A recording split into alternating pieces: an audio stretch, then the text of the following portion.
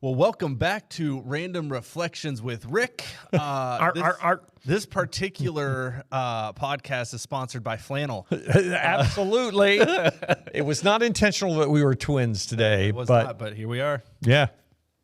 So yeah, I'm relaxed, and we talked about with this podcast originally when we talked about it. We said, "Oh, it would be so good to do this by a fire, sitting in a rocking chair and random reflections with Rick." Sounds nice. Come on, Grandpa. Next week we should. Yeah. So if you want to help us with that, we will take any donations or sponsorships to provide that. We could film on site at my house in the basement by my wood stove. We could do that. That would be nice, but we won't. It's a lot. There's a lot of stuff to move to make that happen. Yes. That's right. We would have sound issues. So we've been talking about leadership stuff. Yes. And I think I didn't go back and watch last week's to try and remember real firmly right where we were. But we talked about the whole concept that leaders are committed to growth. Leaders are readers, all that kind of thing. And that's part of why I love Global Leadership Summit. Yep.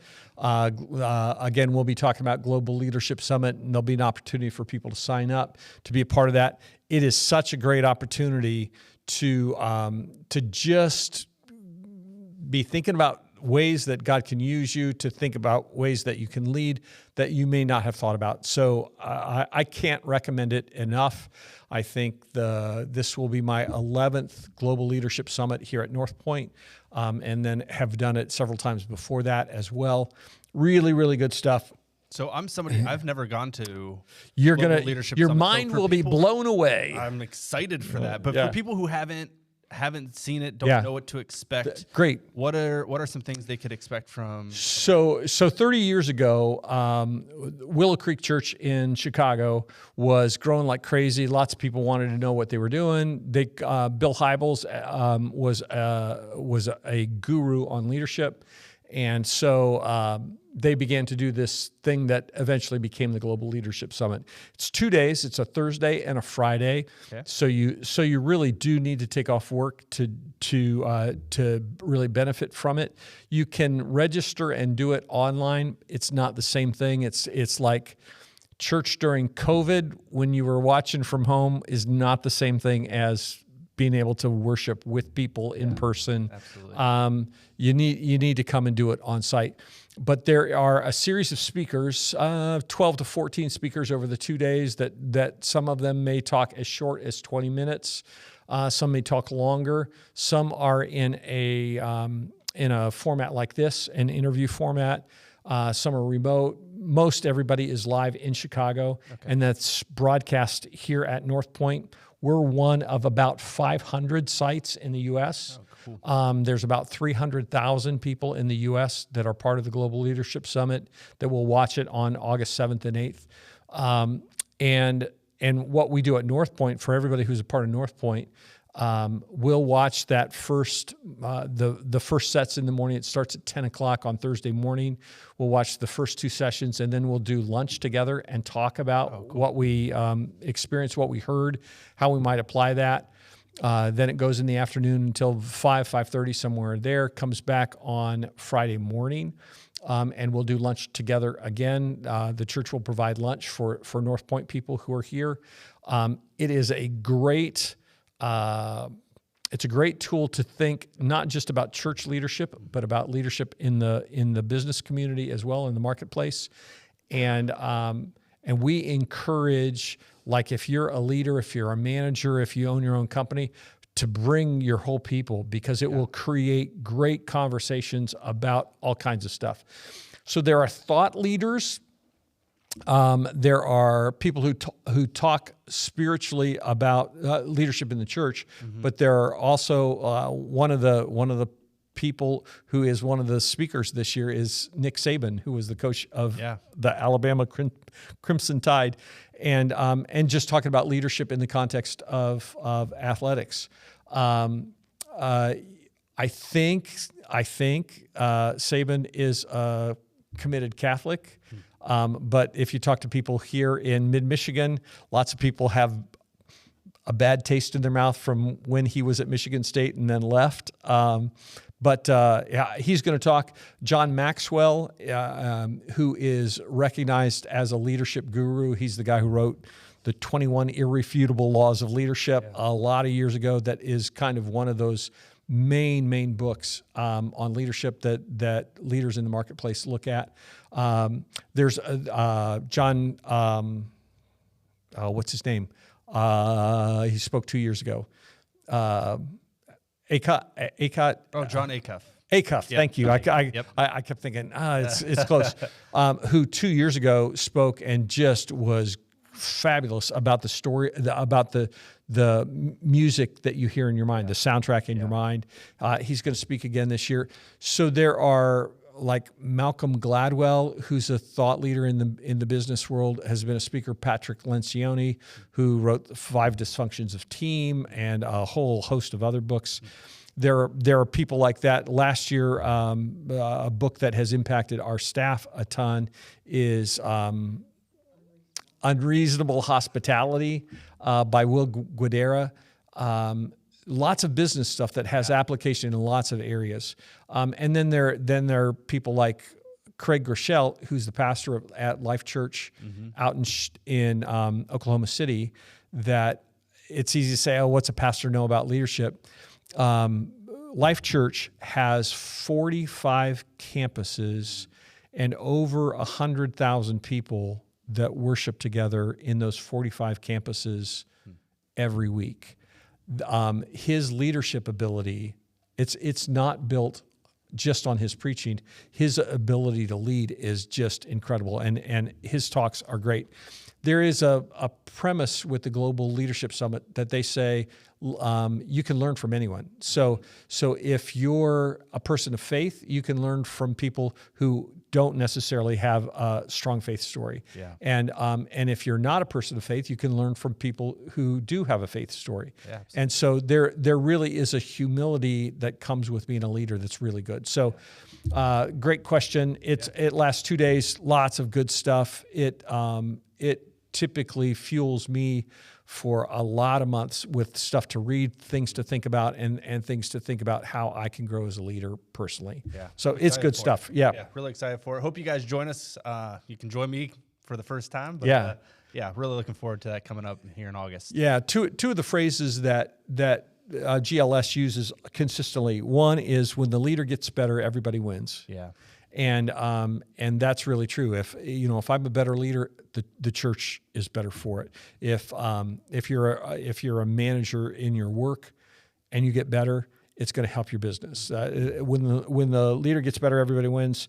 And the other quote is a Maxwell quote: "Everything rises and falls on leadership." Yeah. So the success of you in your role in the marketplace, in your role at home, everything rises and falls with leadership. So if I can grow as a dad, that impacts my kids. If I can grow as a husband, be a better leader as a husband, that impacts my wife, my family. Yeah. Good stuff. I would just again encourage you. The intent of this podcast is not to be a commercial for GLS, for the Global Leadership Summit. But I would say when we're talking about leadership, you've got to find ways to not just live on what you know. Yeah. So you've got to read, you've got to go to conferences, you've got to go do things like the Global Leadership Summit to just get better and to have to be able to grow. And that's the easiest thing. And this is just a cool resource for us to have locally, to be able to have something like this where you have these kind of names coming and just sharing knowledge and experiences and their wisdom into everything. It's just great to be able to I'll finish the commercial part. It's right now through May 7th, and we'll start talking about registration in a couple of weeks. But through May 7th, the registration for the 2 days is $149, and it's the kind of thing that if you were going in your work world, it would probably be $400 or $500 for the 2 days. So it's worth it. It costs some money, but it's well worth it. Yeah. Cool. Awesome. Next part, you're talking consistency in leadership. Yeah. What has it meant to you to learn from people who are consistent in leadership? How have you found ways to be consistent in leadership? I think when we're talking about leadership principles, what makes you a good leader, consistency is critical. And we may do another podcast on this in the next few weeks, but the place that I can point to it most clearly is in being a leader in my home, parenting. More kids struggle because their parents are inconsistent. Than you can imagine. And I would say at this place in my life, excuse me, at this time in my life, I would say I have seen over and over and over again the negative impact that inconsistency has on kids. If a kid comes home and one day mom or dad reacts one way to a certain kind of news, I got an A on my paper. And one day they're throwing this big party, and the next day it's like, so big deal. They don't know what to value, what to expect. If they get punished for something one day and the next day don't get punished for that same thing, they grow up insecure. They don't have any consistency to know how to build a framework. And I think the same thing is true in terms of in our leadership in the marketplace, in the church, in our own personal integrity. Consistency is so critical for a leader. I actually think that it's far more important than having home run ideas or home run communication skills or anything like that. And so for me personally, the 12 years that I spent with Ken Mead in Rockville at the church, he was the exact same person every day, all the time. He was very positive, so it's not like he was vanilla. He was just fun to work with. But there were very, very few days in those 12 years where he was kind of thrown off his game. It just never happened because he was committed to just being consistent. And I think that same thing is true for us. That the people who work with you, who work through you, want to know when they come in and talk to you about a certain kind of thing that you're going to be the same person. For us at Northpointe, this is just kind of a window in terms of the conversations that we've had, Jake and I have had for the last 10 years. I want, well, let me just pause for a second and go back to the time to when I was a kid. When I was a kid, the preacher at our church, it was like, he was fun. He'd talk to you, laugh, do all kinds of stuff. And if we were doing a potluck or whatever at church and they would say, hey, would you pray? He would turn on what we called the preacher voice. And so his prayer would, our Father, our hallowed Father in the celestial heavens. And he would go to a speech pattern that he had when he preached that was not, that it was radically different than whenever you talked to him the rest of the time. And so as a kid, I grew up thinking, that's just so crazy. It doesn't make any sense that when he does that, it's a different person than he is the rest of the time. So well, you probably know this as well as anyone, having watched lots of podcasts and stuff before you came. I hope that when I speak on Sunday morning, it's no different than when I'm talking on the podcast. When I'm talking on the podcast, it's no different than when I'm talking to somebody in the atrium. When somebody's at my house, I just want to be authentic all the time. And so I think that particularly in our world today, that consistency, that authenticity is critical to having trust, because I think people's assumption is they can't really be that way, and so I can't trust them. Just fun story on the side for whatever it's worth. When Deb first met me in college, she would say she didn't have any interest in me at all because she said, he's too happy. no one can be that happy all the time. And when we began to travel together, she said that, after a number of months where we were having rehearsal every day, we were traveling on the weekends, she said, I learned that that's who he was. Mm-hmm. And that then became very attractive. Oh boy, I hope you're watching. But being consistent. I don't think that you can lead well without being consistent. Yeah. Well, I know I feel the fear of, as a pastor, you're in this light, you're doing ministry. I want to be the same pastor as I am father to my kids. And you hear a lot of stories about pastors' kids struggling because dad was not the same, in their ministry role as they are at home.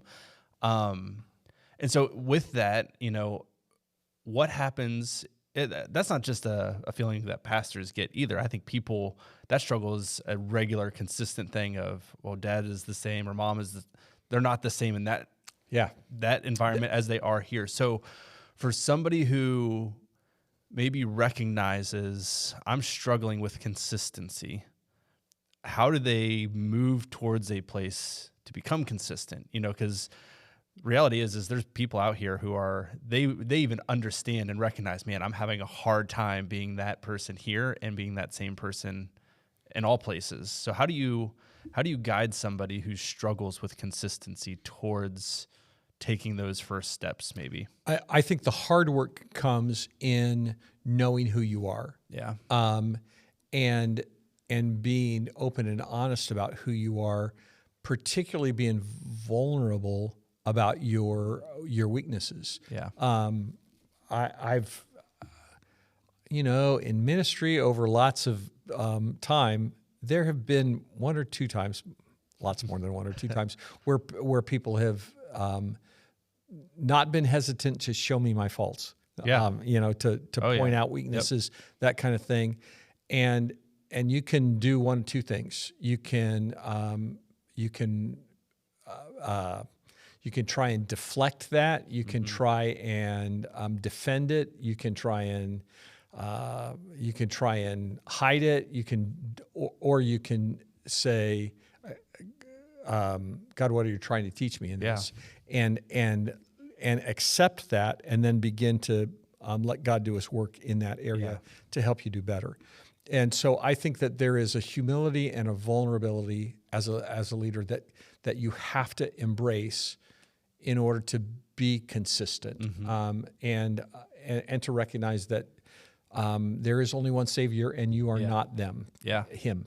What, any criticism you receive from people, whether or not you feel like you are at fault, I think there's always something you can walk away with. And it could be just a matter of, man, I didn't communicate something to maybe all personality types or learning types, or I don't know. There's always something I feel like I can walk away with when somebody says something. I'm like, okay, maybe I didn't think about all aspects of what I said or did and how it would impact everybody. And that's a hard thing to do when you are like, well, I didn't do anything. Yeah.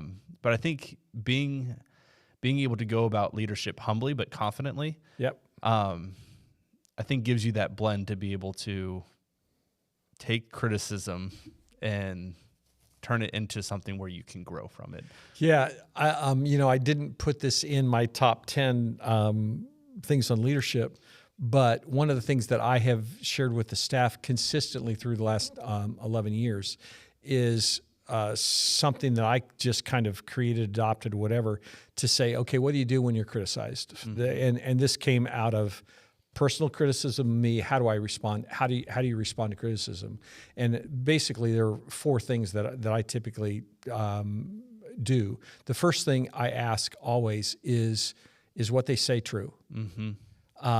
So if somebody says, you talk too long on Sunday, level of criticism, that's not a big deal. But if they say, oh man, you're talking way too long. Well, the first thing that I need to ask is to say, okay, how long did I talk?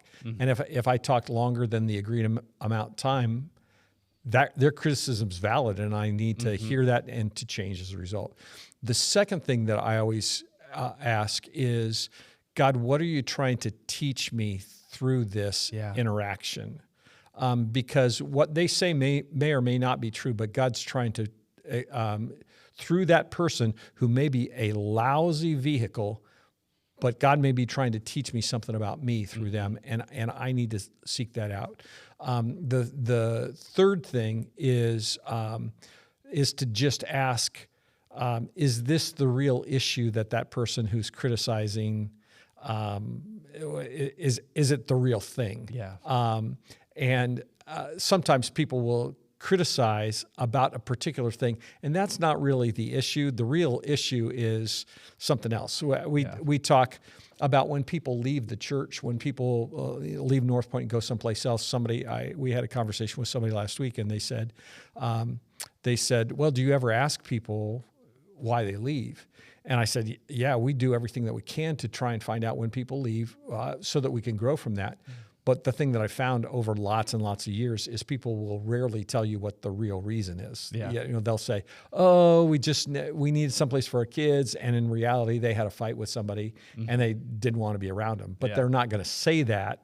They're going to come up with some other reason. So is what they say the real thing? And then the fourth thing I always say is, what's going on in their life that may have created the criticism, because that's a completely separate issue. And that really came out of a situation at a church I was at a while ago, where basically somebody came in and read the riot act to the lead pastor and said, you don't preach scripture. All you do is tell stories. You don't preach scripture at all. And he was a guy who spoke biblically, exegetically all the time. And he was really deeply wounded and very introspective to say, is that true? And about 2 months later, we found out that the guy who had come in and just really cut loose on him had an affair and left his wife. And so the issue of the criticism was not about the issue at all. It was about the internal struggle that was going on with him. So I think how you deal with criticism ties into that whole idea of consistency. If when someone is criticizing, you can kind of filter through those four things. Is what they say true? God, what are you trying to teach me? Is this the real issue? What else is going on in their life? That allows you, again, with a spirit of humility, to say, how can I respond in a way that honors God and that allows me to exhibit character and integrity through the process? Yeah, that's a hard piece, because our natural human instincts is defense mechanisms. Pride wants to work its way in at any angle it can. So it's like you can go to that so quickly. And I think, when you look at how Jesus handles everything, he's not reactionary. No, not at all. And I think that's, I always try to go back to that, as hard as it, it can be, but I'm like, he doesn't react. He stays calm when you read throughout all the different confrontations. And that's what we need to do. We need to not be reactionary, because we're working with broken people. You're right. We're broken people working with broken people. And so when you stop, you realize, man, if I would have reacted this way, or maybe we do react, but if you avoid the reaction and you end up staying calm, you realize, man, if I would have done what I thought I was going to do, I would have missed the underlying issue. And instead of being able to repair it, you might have cut off any chance at fixing whatever the issue may be. Yeah. When I started the answer to the question, what do you do to be consistent? I think the first thing that I said was, you need to know who you are. Yeah, that's a big and Jesus, obviously, he knew why he had come. And so nothing he never varied from that. I think for so many of us in our brokenness, the more insecure we are, the more defensive we are. Yeah. Because if somebody criticizes or attacks or whatever, if you're insecure, it's like, I can't allow that to happen. The flip side of that is, if you know who you are and someone exposes weakness or, that you messed up or whatever, if you know who you are, it becomes a lot easier to say, you know what, you're right, and I'm sorry. Yeah. I'm going to figure out a way to fix it. But that ties into that humility, but it comes from recognizing that God has brought us here for a purpose, that He has us in place, and that even though we don't have everything figured out, we know that we're His kids, and that He's working through us. And I've found too, sometimes when you show that consistency, when you stay humble, when you don't react, the person who criticizes sometimes comes to the realization of why they're responding the way they are. Right. And it's amazing how much more often you realize, man, that they needed somebody to lash out at. Yeah. And something's going on in their life, and they just needed to explode. And if you stay consistent, it's the same as parents. When you stay calm, which is really hard to do consistently, when you stay calm, your kids will eventually come to you. Right. More often, with what's happening. So good stuff, man. Yep. The next one. Importance of exercise. Yeah. I like this one. That one of the things that I've learned a whole bunch of years ago, the kids were little. We lived in Maryland, and I was getting up every day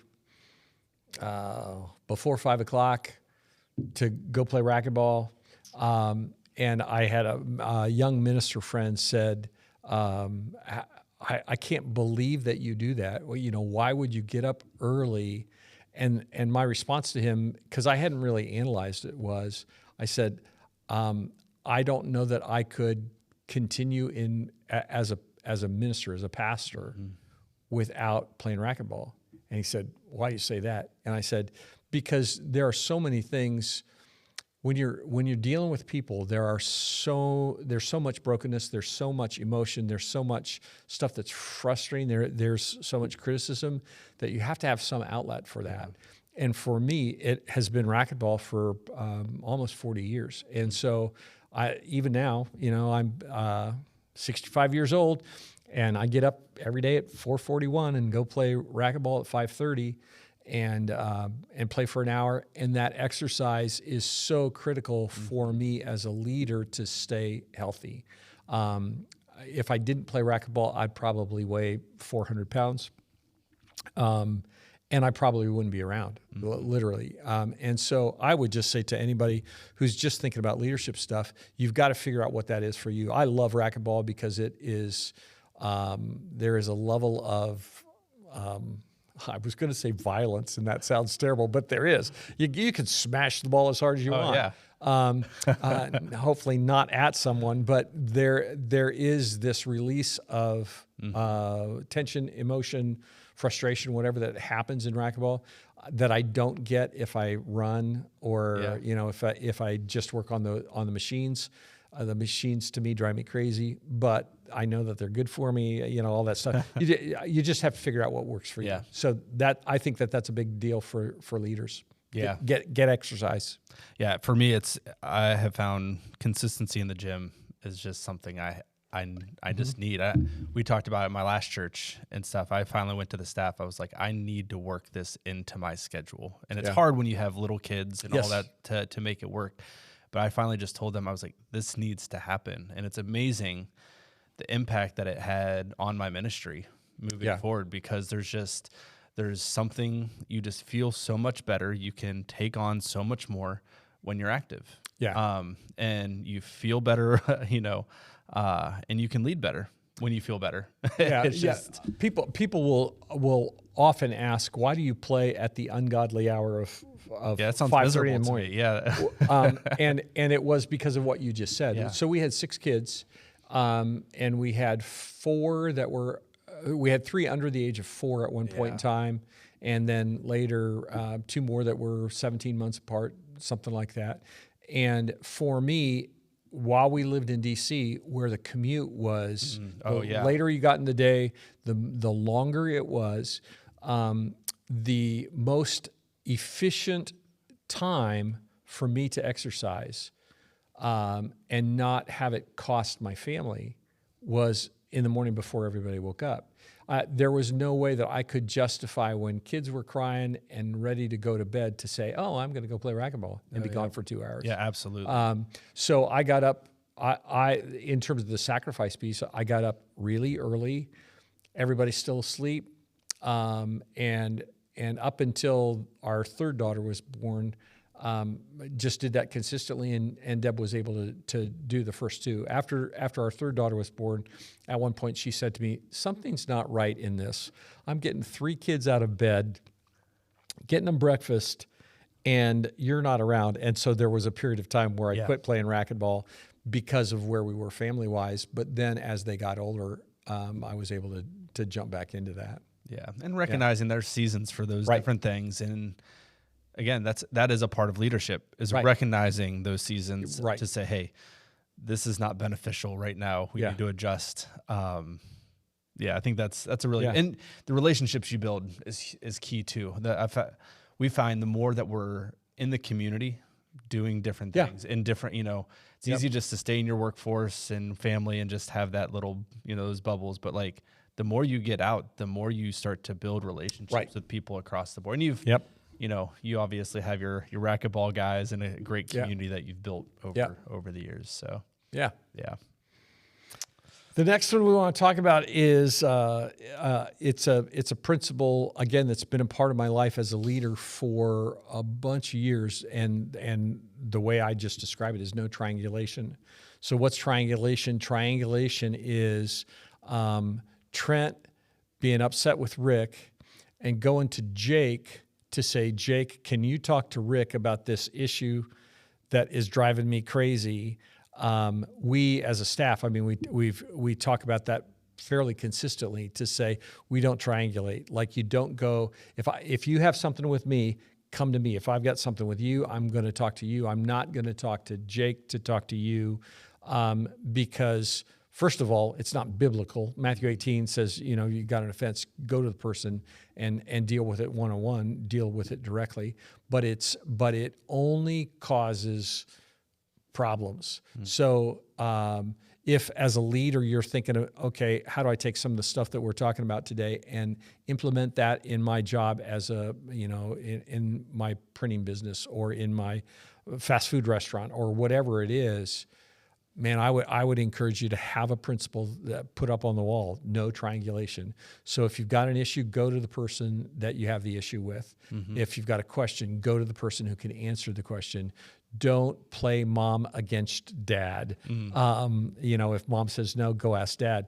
That was one of those things with our kids when they were growing up, that if that happened, there was thunder to pay, because it was typically, if the kids ask Deb something and she said no, and they ask me, and then I said yes, and I found out about that, the yes then became a no, because it was like, you're not going to do that, and there was going to be punishment that came along with that. So just don't let triangulation happen.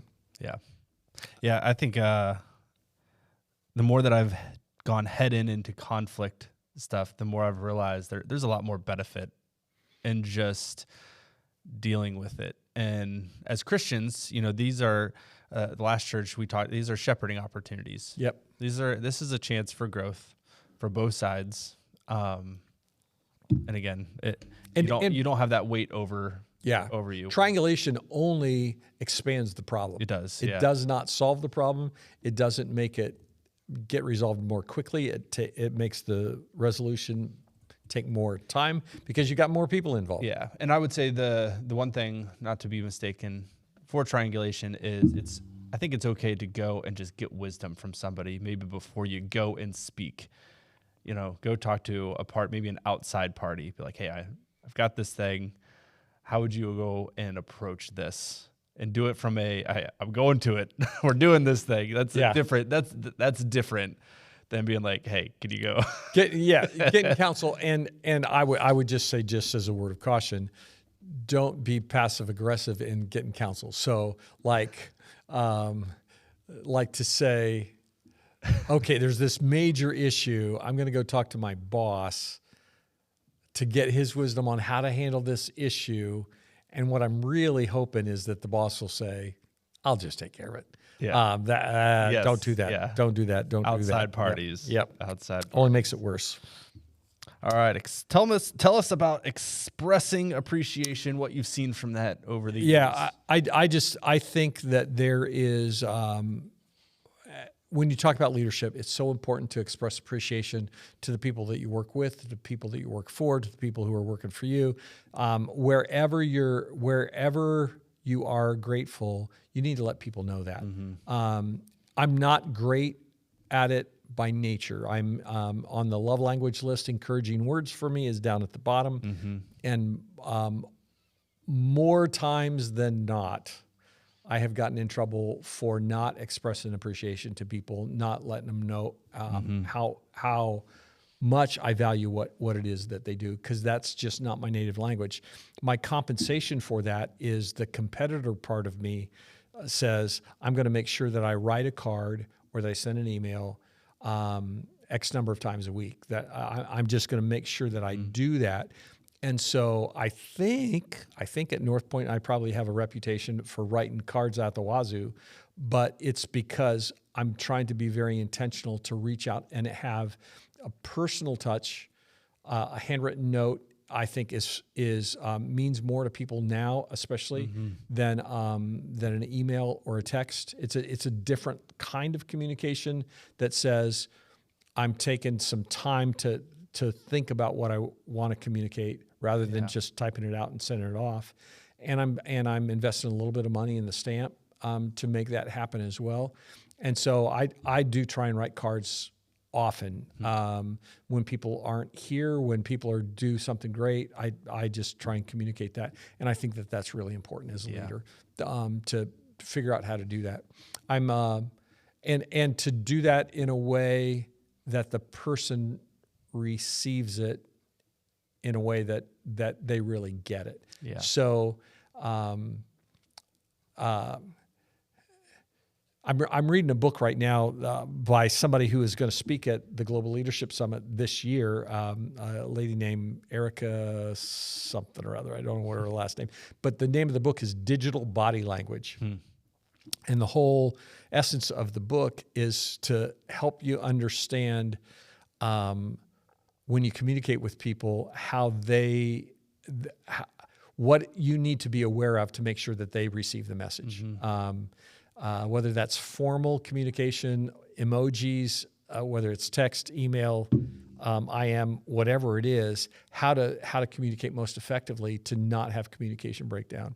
And so I think one of the takeaways from that is that I need to it's interesting, if I write a handwritten note to someone who is in their 50s, 60s, 70s, that's incredibly meaningful to them, because that's the way we always used to communicate, and nobody does anymore. So that has a particular set of value to it. I also recognize that for a lot of people in their 30s and 40s, if they get a handwritten note, they're thinking, what is this and why am I getting it? It's just really awkward for them because that's not a part of, it's something that they've heard about, but they don't typically do.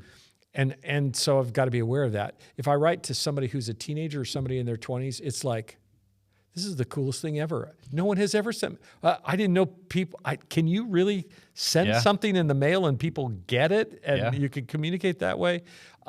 So you have to be aware of how you communicate, but it's important. Yeah. Good thing to do. It's good. Yep. Creating culture. All places. This is the last thing that I have that's, I think, just to talk about, to recognize that as a leader, you create the culture in whatever sphere of influence you're talking about. So if you're coaching a team, you determine what the culture of the team's going to be. If you're mom or dad, you create the culture in your home. If you're a leader at work, you create the culture in your area of work.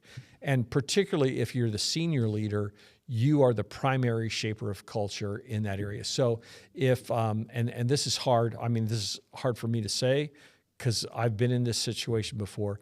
If there's a bad culture at work and you're the senior leader, it's your fault. Yeah. When we did not have a great culture, staff culture, it was my fault. And culture is established by what you celebrate and what you tolerate. So if you tolerate stuff, what you tolerate is accepted. That becomes a part of the culture. What you celebrate is what people aspire to. so that they're recognized in the context of the culture. Yeah. So again, that's true at every level. So if you think about in your family, what you tolerate and what you celebrate is going to establish the culture in your family. And that's hard because when you talk about what you tolerate, that means that there's got to be discipline and correction that comes to say, no, we're not going to tolerate that. Mm-hmm. That's not acceptable. One of the things that we said to our kids consistently as they were growing up, particularly the boys, you're not allowed to hit your sister ever. Mm-hmm. I don't care what they did. Boys are not going to hit girls. Yeah. And to the sisters, to the older sisters, four girls in a row, when they would fuss and fight with each other, we would say, you got to stop. That's your best friend. That is going to be your best friend. It may not feel like it right now, but she will be your best friend for the rest of your lives. And what's really fun, fast forward a whole bunch of years, 5 of our 6 kids at one point lived in the same city because they all wanted to live close to each other. Yeah. And their friend group was all the same. They were their best friends. The girls, the 4 oldest girls, just went with our oldest daughter to celebrate her 40th birthday, and they traveled from all over the country to go spend the weekend with her to celebrate her 40th birthday. What you celebrate and what you tolerate help establish culture.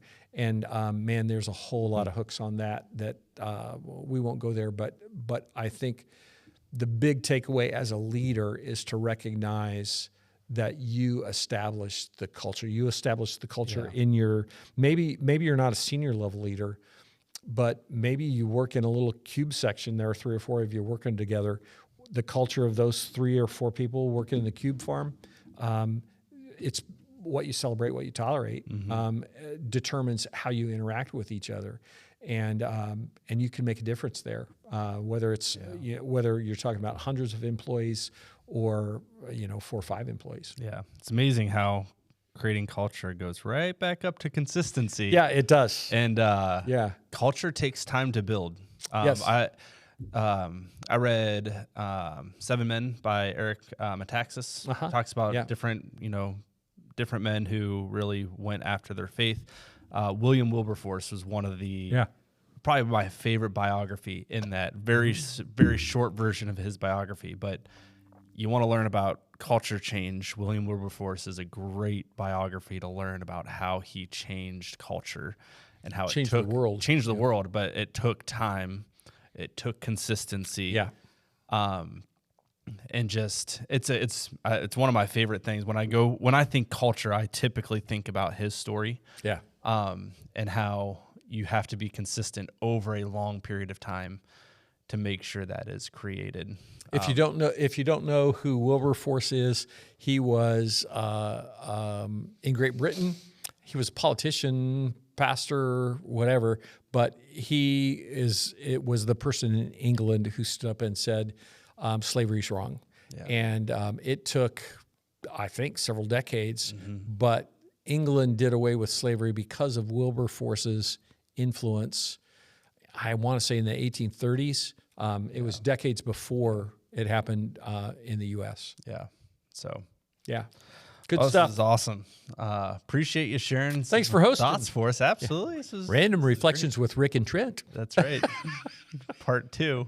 That's right. That's right. Well, thanks for joining us. If you have any questions, you can always feel free to submit a podcast question, and maybe we'll answer them in the next one. Yes, that's good. Thanks for watching. Have a good one.